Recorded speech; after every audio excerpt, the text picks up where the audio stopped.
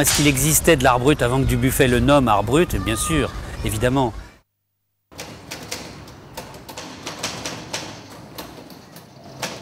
Lermes, à l'ouest de Cahors, est le village de Gaston Mouly, maçon de profession et artiste de cœur.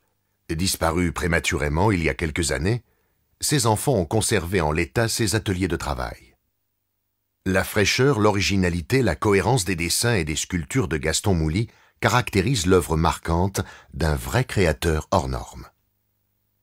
Mon père a toujours rêvé de faire de la sculpture.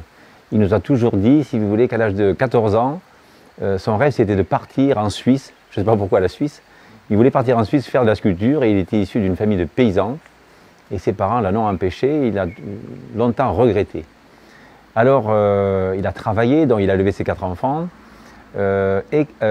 Quand il a atteint l'âge de 55 ans, mon frère donc, a pris la suite de son entreprise et lui s'est retrouvé beaucoup plus disponible. Mon père n'avait pas de culture artistique.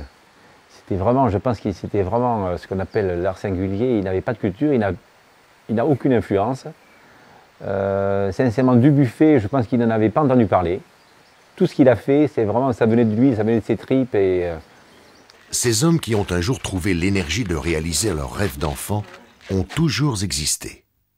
En France, le plus célèbre est le facteur Cheval, qui construit à Hauterive, dans la Drôme, son palais idéal.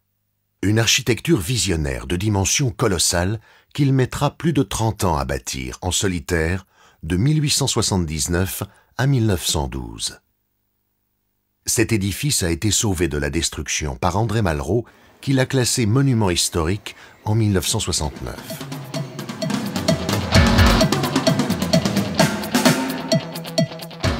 À la fin du XIXe siècle également, l'abbé Fourré s'installe près de Saint-Malo et sculpte pendant 25 ans un ensemble de rochers côtiers de 600 mètres carrés à Roténeuf.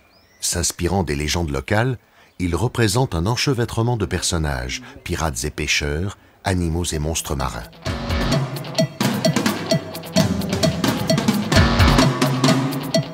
Aloïse Corbaz, née à Lausanne en 1886, amoureuse de l'empereur Guillaume II, à qui elle écrit des lettres enflammées, est rapidement considérée comme schizophrène et internée.